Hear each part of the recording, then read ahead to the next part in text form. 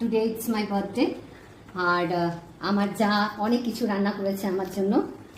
আর মা বাবা তো এখন নেই, বড়রা কেউ নেই, তাই আশীর্বাদ করার মতো আমি এই বাড়ির বড় বউ।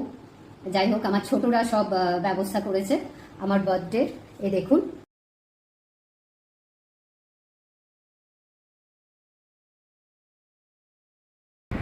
মা তোমার গল্পটা বলো না। ওই যে তুমি মনসা পুজোর দিন জন্মেছো। হ্যাঁ, আজকে হচ্ছে মনসা পুজোর দিনই হয়েছি আর কি। আর আমি যেদিন হয়েছিলাম সেদিনও ঠিক এইরকমই বৃষ্টি হচ্ছিল, প্রচণ্ড বৃষ্টি। আর আমি হয়েছিলাম ধনবাদ বিমলা সেনের নার্সিংহোমে, ডক্টর বিমলা সেন।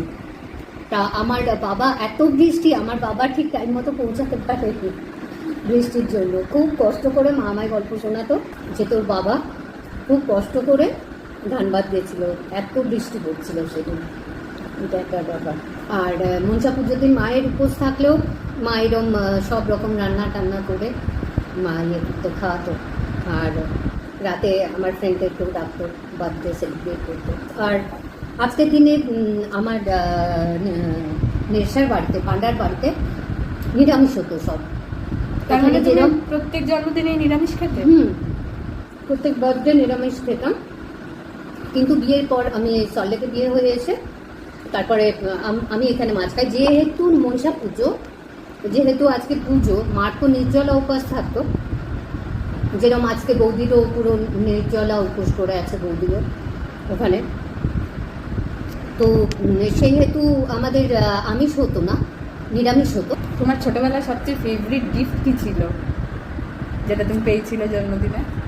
আমার ফেভারিট গিফট, আমি যা বায়না করতাম আমি তাই পেতাম। আমার দিদি ভীষণ ভালো ছিল, ও কোনোদিন বায়না টায়না করতো না, কিন্তু আমি ভীষণ বায়না করতাম বাবার কাছে, এটা চাই, ওটা চাই, সেটা চাই।